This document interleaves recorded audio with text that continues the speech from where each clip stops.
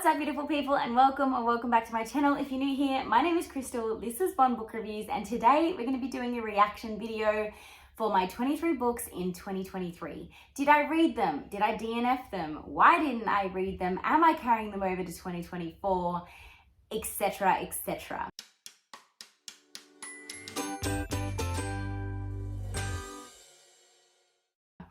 This is going to be a quick snappy video. It's going to be pretty short. I think my original video is about 10 minutes. I'm going to be snipping things out. We're just going to talk about whether I read the book, whether I unhauled it, DNF'd it, didn't read it, read it, what I thought of it if I did read it, am I carrying it over to next year, etc. And then next week you'll be seeing what books I'm going to be reading for 2024. I'm going to be releasing a 24 books in 2024. So without further ado, I'm going to be watching on this screen, but I will put up on the screen here what I am seeing so you can see what I'm watching. And we will talk about whether I passed or not. I'm going to consider 80% a pass. If I've read 80% of these 23 books in 2023, I'm going to classify that as a pass. In 2021, I read all but one of my 21 books in 2021. In 2022, I read all but 3 of my books in 2022. So I'm definitely going down, but let's jump on in and see how I went. I have a feeling I have failed, but we shall see. Okay, so my caption is 23 books for 2023, fantasy, thriller, and historical fiction galore.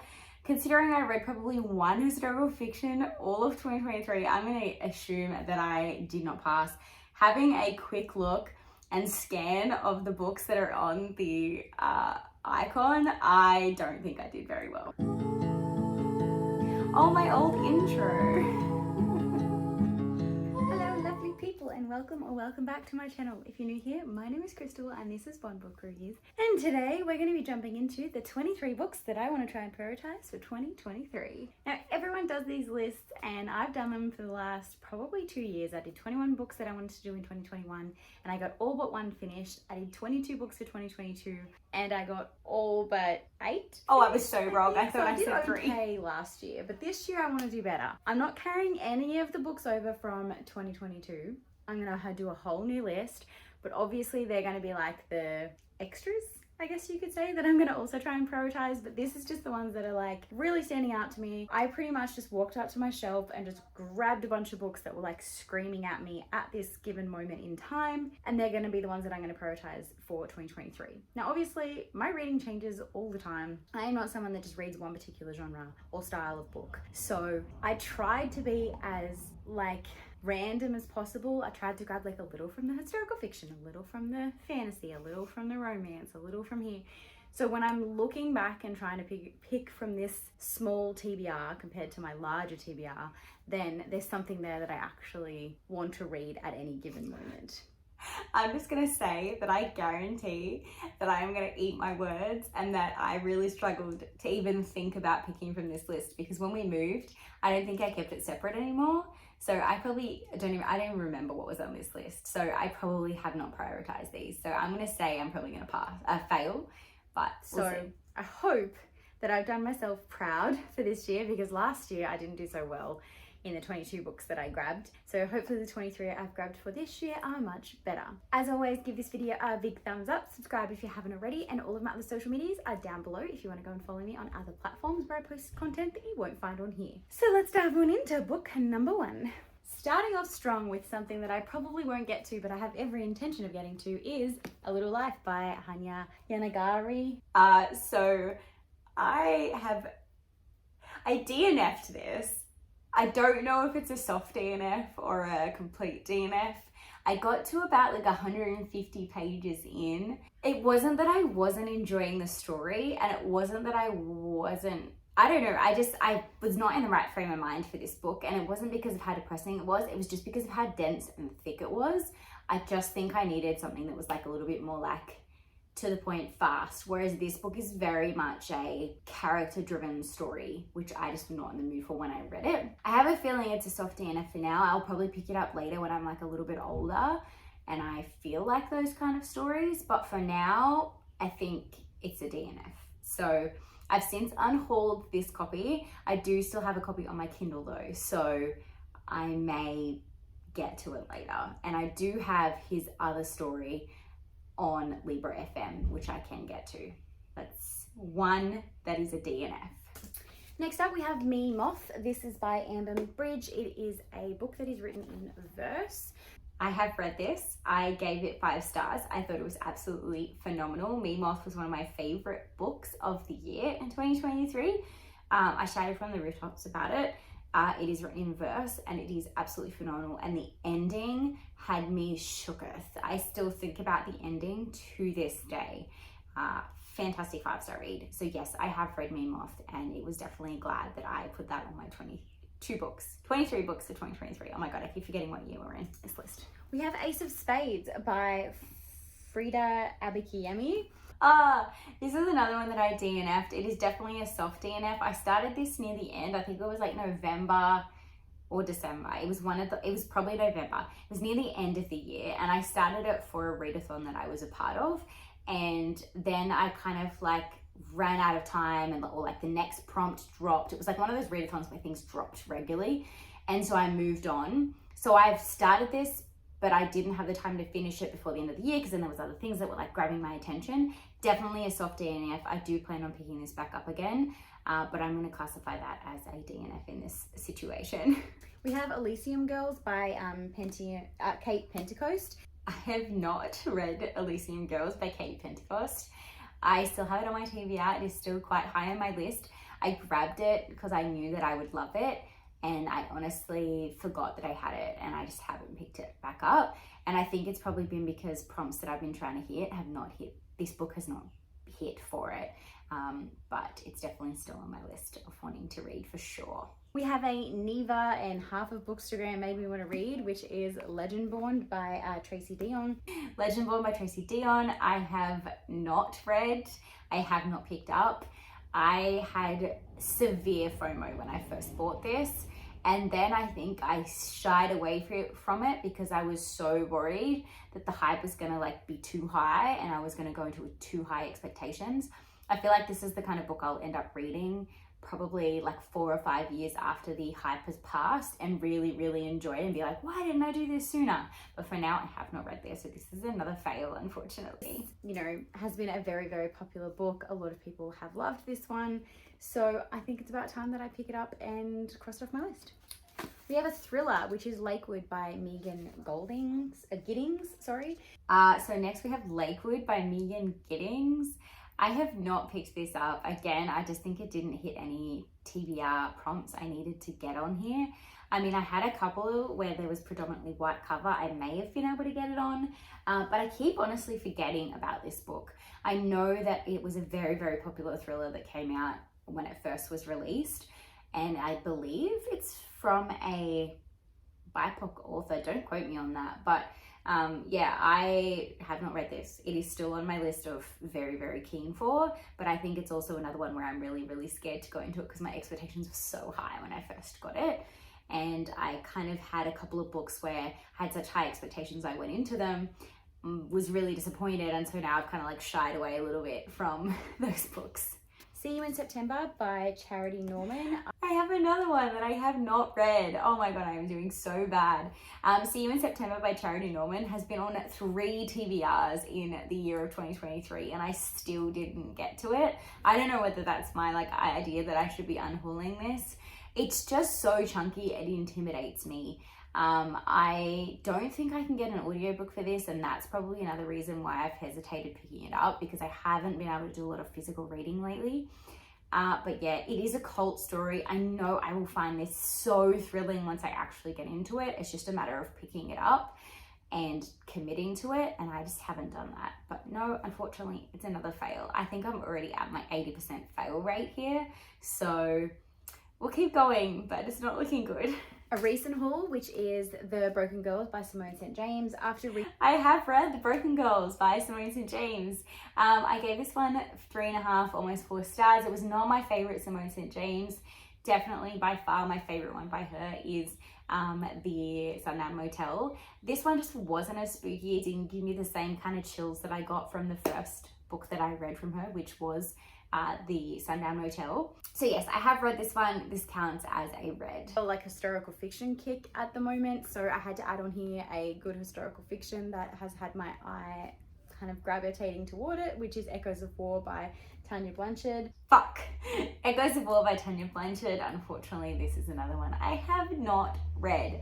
I have this in physical ebook and like audiobook. I have legitimately no excuse to have not read this, other than the fact that, again, it's quite chunky, and I just was not in a historical fiction mood in 2023. I don't know why, because they're usually my jam. I usually gobble them up and enjoy everything about them. But I don't know why. I was on my romance era. I was in my fantasy era in 2023. I read hardly any thrillers and hardly any historical fictions, which really disappointed me because they're usually the ones that I gobble up. So maybe this is telling me something. I need to go back to my tried and true, but unfortunately that is another fail. We have Words on Fire by Jennifer A. Nielsen. This is another... Words on Fire by Jennifer A. Nielsen. I did read. This was a 5-star. Absolutely loved this. It had me in tears. This follows the story of a little girl who is kind of given a secret mission by her parents. She's in a world in the war where they do not want literature and reading to be a thing, so they are destroying all books, and she's kind of brought into this world of smuggling books, and it is absolutely phenomenal and had me breaking down near the end of it. It is a middle grade, but it is written in a way that you don't feel like you're reading about a very, very young character. She's very, very mature for her age, but it is also written in a way that if you are a young character, you can relate to her. So very, very well done. Would work for people probably anywhere from age, I'd say maybe 12 all the way up to, I don't know, adulthood, depending on how much you enjoy that kind of thing. But one of my favorite historical fictions of all time. Really loved this. It's gone straight onto my favorites pile. Razorblade Tears by S.A. Cosby. Razorblade Tears by S.A. Cosby. This is another one that unfortunately I started, got halfway through. I am still reading this. I pick it up every once in a while and have a little bit of a read. I have not finished it, but I have started it. I'm going to classify this as a win because I did get over 50% before the end of 2023, so I'm counting it as a win in this situation. This follows the story of a black and a white father whose gay sons are in a relationship and they are brutally murdered, and they then are both ex-cons and they choose to take it into their own hands to solve the crime as to what happened to their sons. Very, very brutal, very, very intriguing. I would probably have read through this so much quicker if I had the time to do so.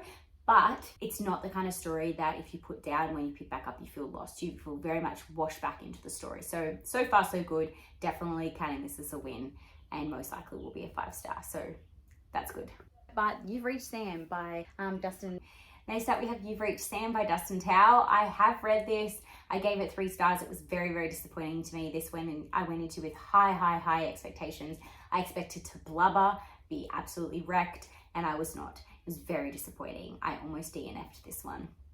So yeah, not a good happy story, but good news is I did read it. We have Pet by Akwaeke Emezi.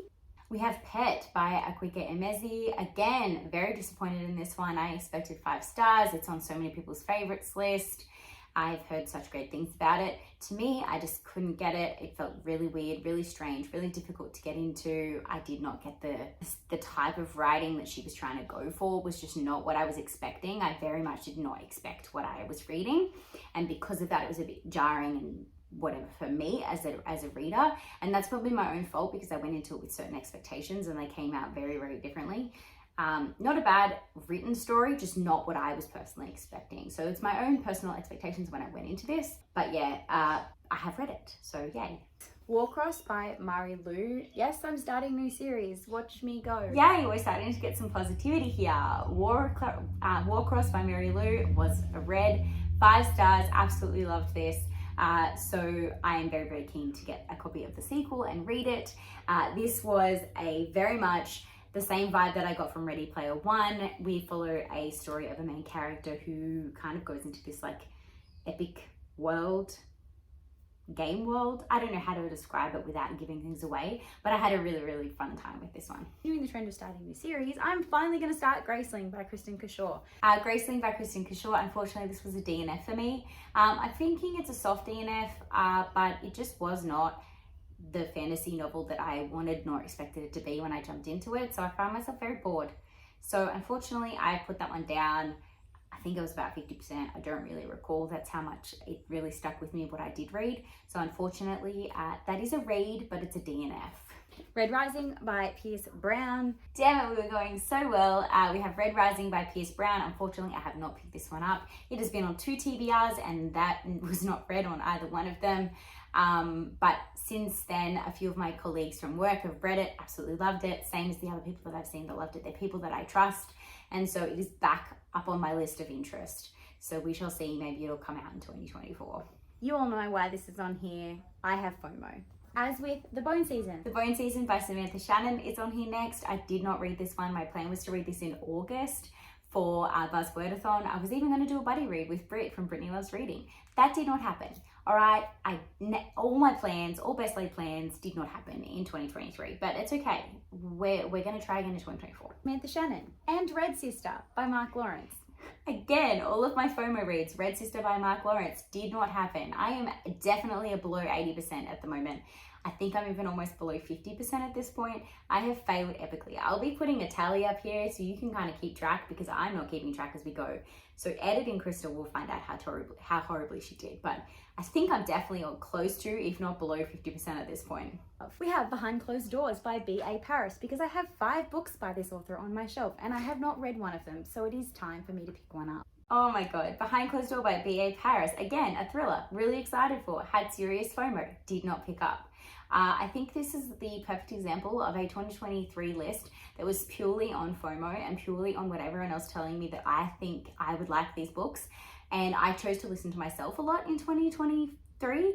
So I didn't pick these books up because they were books that someone else had told me I would like. And the other thing was I was doing a lot of readathons in 2023. And because of that, I was very much had a plan, and then I had to throw that plan out the window because the prompts that I had did not match with what I needed them to. So my plan in 2024 is to still participate in these readathons, but maybe read less books. I put so much pressure on myself to try and be like the best member of the team and get as many points as I could. And I needed to be a little bit less strict on that. We have The Girl from Munich, which is another Tanya Blanchard, because I had both on my shelf and both were screaming at me and I couldn't decide which one I wanted, so I took The Girl from Munich by Tanya Blanchard, another book that I have not read. I am failing epically in 2023. I planned this reaction video not realizing how shit I had done, and I apologize. It's a lot of I have not read. We have The Survivors by Kate Furnivall.